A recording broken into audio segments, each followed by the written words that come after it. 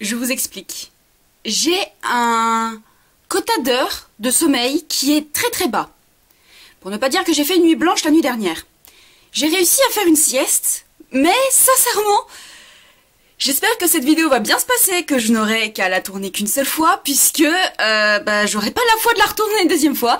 Donc on va croiser les doigts pour que ça marche tout de suite. Hein, ouais, on croise les doigts. Bonjour à tous, aujourd'hui je vous retrouve pour une vidéo où je vais vous faire l'update lecture du mois de la fantasy et de la semaine à lire. Je ne sais plus si je l'ai laissé au montage, il me semble que oui, mais dans la vidéo du mois de la fantasy, j'avais dit que sur la pile que je m'étais préparée, d'ailleurs si vous voulez voir ma pile, elle est juste en barre d'infos, dans la pile que je m'étais préparée, je voulais lire au moins 4 livres, 4 ou 5 livres, pour me dire que personnellement j'aurais réussi le challenge, et j'ai réussi. En sachant qu'il y en a un qui n'est pas forcément de la fantasy, hein, puisque c'est de l'Uchronie steampunk, donc est-ce qu'on peut vraiment le considérer dans la fantasy ? Je sais pas si dans le sens large du terme on puisse considérer que le steampunk c'est de la fantasy, mais en tout cas ça tombe bien puisque de toute façon je ne vais pas en parler dans cette vidéo. Et oui, puisque dans ma pile j'avais mis Rouille et Terre de Brume qui sont 2 finalistes du PLIB. Je les ai lus, du coup, je les ai lus pendant le mois de la fantasy, donc je n'en parlerai pas dans cette vidéo puisque comme l'année dernière je vais faire des vidéos dédiées à ces lectures du PLIB, donc je ne vais pas en parler, je vais vous garder le suspense jusqu'au bout. Je ne vais même pas vous parler du résumé et tout, c'est vraiment le suspense de ouf. Bon, vous connaissez certainement déjà les résumés de toute façon, mais voilà, moi ça me fait un peu du teasing en mode « Ah, est-ce qu'elle a aimé ou pas ?» Est-ce que ça se voit que j'ai très peu dormi ?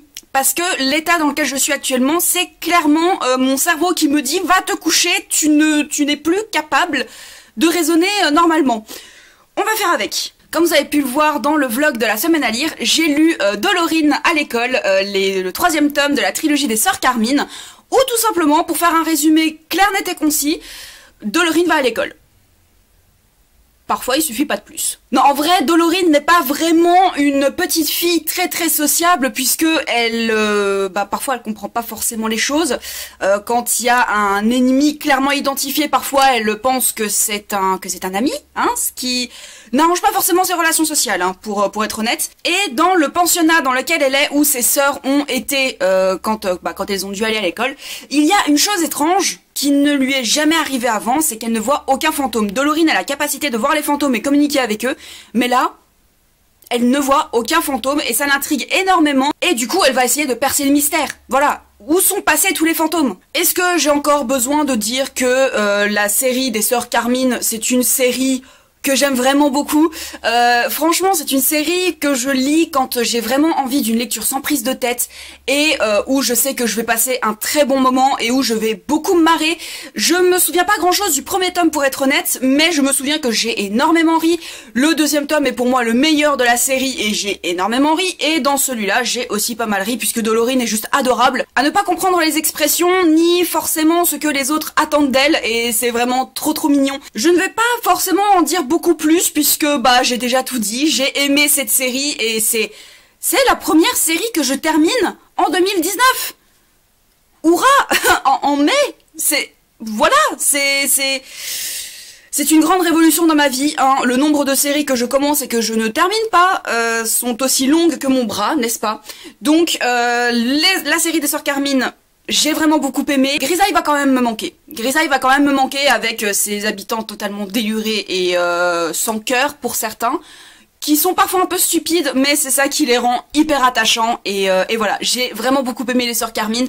Franchement, allez-y si vous n'avez pas encore tenté la série. Et le 2e livre dont je vais vous parler, c'est L'héritage des rois passeurs de Manon Fargeton, publié aux éditions Bragelonne. Dans cette histoire, vous allez suivre 2 personnages différents, Enora et Raven. Enora vit dans notre monde, elle vit même à Paris, et sa vie est totalement banale et normale, jusqu'au jour où elle va vouloir fêter ses 20 ans avec son jumeau et tous les membres de sa famille qui sont là pour fêter leur anniversaire. Sauf qu'un tragique événement va se produire lors de cet anniversaire. Des membres masqués d'une organisation qu'elle ne connaissait absolument pas va venir tuer toute sa famille, et elle va manquer de peu de se faire tuer elle-même, et elle va se faire récupérer de justesse par 2 garçons qui s'appellent Julian et Charlie, qui vont lui expliquer qu'elle a la particularité d'être une passeuse. Ce qui fait qu'elle est capable d'aller dans le royaume d'ombre, un monde de fantaisie avec de la magie où on va rencontrer Raven, qui est la princesse légitime de ce trône, et en entendant que sa mère est sur le point de mourir, elle rentre dans son royaume après être partie en exil pendant 9 ans, et elle va vouloir récupérer son trône pour éloigner un peu l'influence des magiciens, puisque les magiciens, ils aimeraient bien avoir le trône un peu plus. Voilà, et vu que ce sont des magiciens mecs, qu'ils aient eux-mêmes la succession, que le trône d'ombre se donne de génération en génération donc, mais surtout de père en fils et non plus de mère en fille, ce qui est actuel au moment du retour de Raven, mais que les magiciens aimeraient changer en mettant quelqu'un de plus influençable sur le trône. Pour être totalement transparente avec vous, je ne l'ai pas tout à fait fini à l'heure où je tourne cette vidéo, il me reste 60 pages, voilà. Tout simplement parce que j'ai pas eu le temps de le finir, mais en sachant qu'il me reste 70 pages, je pense que je peux dire que je l'ai terminé, hein. Bon, je l'ai peut-être pas terminé au mois de la fantaisie, puisqu'on est le 2 juin, donc voilà, mais je mets quand même, parce que la majorité du livre, je l'ai lu pendant le mois de la fantaisie. Ouais, j'essaie de tricher un peu, mais j'ai vraiment beaucoup aimé cette lecture, j'ai vraiment beaucoup aimé le développement de l'univers d'ombre qui était vraiment très intéressant à découvrir, et surtout qu'entre les chapitres on a droit à des petites notes, donc soit venant de la famille d'Enora, soit d'autres personnages qui ont écrit des documents officiels sur l'histoire du royaume d'ombre. Cependant, le gros défaut que je lui trouve à ce livre, c'est que le début est hyper rapide. Je pense que l'autrice aurait pu largement développer un peu plus ce début, puisque le début c'est évidemment le massacre de la famille d'Enora, et le massacre se déroule pendant les 50-60 premières pages. Ce que j'ai trouvé trop rapide en fait, puisque on n'a pas le temps de s'attacher en fait aux membres de la famille. Alors bon, vous me direz, pour le temps qu'on va les croiser, c'est sûr que voilà, il y avait pas besoin d'une centaine ou de 200 pages pour les développer, je suis bien d'accord, mais j'ai trouvé que c'était beaucoup trop rapide, et j'ai eu très peur que du coup le reste de l'aventure soit tout aussi rapide. Heureusement, l'autrice, au final, quand Enora bascule dans le royaume d'ombre, elle prend beaucoup plus son temps pour développer justement l'univers dans lequel elle emmène notre héroïne. Donc voilà, j'ai eu un petit peu peur au début, mais voilà, c'est pas... mes craintes ne se sont pas révélées réelles. Aline du montage, le retour. Alors du coup, je reviens rapidement pour vous donner mon avis sur la fin, puisque en fait, je l'ai terminé dans la soirée du moment où j'ai tourné cette vidéo. Je trouve que la fin est quand même assez rapide aussi. En fait, le début et la fin, je les trouve un peu rapides, surtout concernant un personnage en particulier. Je ne vous dirai pas lequel, puisque sinon ce serait du gros spoil. Mais il y a quelque chose qui se passe avec un personnage qui est ultra rapide, et j'ai pas été plus touchée que ça par ce qui lui arrive.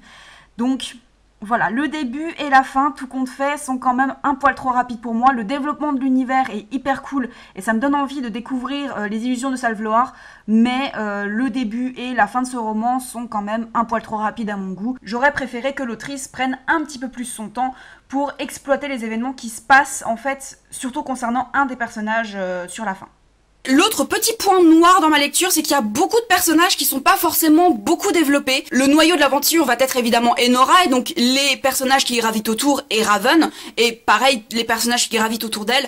Mais il y a par exemple le frère de Raven qui va essayer d'avoir une influence sur le royaume, mais le choix est très vite passé, et j'ai pas forcément vu de pertinence à ce que le frère de Raven lui propose. Je ne vais pas vous le dire évidemment, mais voilà, j'ai trouvé qu'il y avait certains personnages qui n'étaient peut-être pas forcément assez développés et qui auraient peut-être carrément pu être squeezés de l'intrigue, puisque évidemment les personnages qui gravitent autour des deux héroïnes, ils sont là pour quelque chose, ils sont là pour la protéger, ils sont là pour lui procurer des informations, ils sont là pour quelque chose. Mais il y a d'autres personnages un peu plus secondaires où je me suis dit, pourquoi t'existes en fait? Mais à part ça, j'ai vraiment aimé l'aventure que j'ai vécue avec Enora dans le royaume d'ombre. J'ai vraiment beaucoup aimé découvrir cet univers que je ne connaissais pas du coup, et qui du coup va être un peu plus développé certainement dans les illusions de Salvloar, que je compte bien lire, puisque déjà parce qu'on dit que c'est le meilleur de la série, et surtout puisque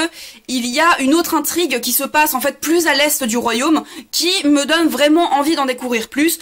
Donc Manon Fargeton avec l'héritage des rois passeurs a vraiment développer son intrigue, bien développer son univers, c'est surtout son univers qui est très bien développé, avec des personnages qui sont vraiment très intéressants, même si certains sont un peu plus oubliables. C'est quand même une lecture de qualité, où c'est quand même assez bien écrit, où les émotions des personnages sont assez bien retranscrites, puisqu'à chaque fois on a le point de vue de tous les personnages globalement quand il se passe quelque chose.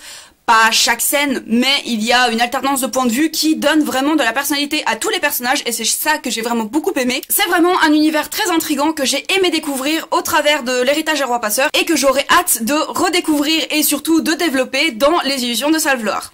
Cette vidéo est maintenant terminée et j'espère qu'elle vous aura plu. N'hésitez pas à me dire en commentaire si vous avez participé au mois de la fantasy et quel a été votre score final. Si vous avez aussi participé à la semaine à lire et quel a été votre score là aussi. Je vous souhaite une très bonne journée et de très belles aventures au pays des pages. Ouah, ça a été plus simple que prévu, heureusement, parce que là je crois que je vais aller me coucher. Mais vraiment.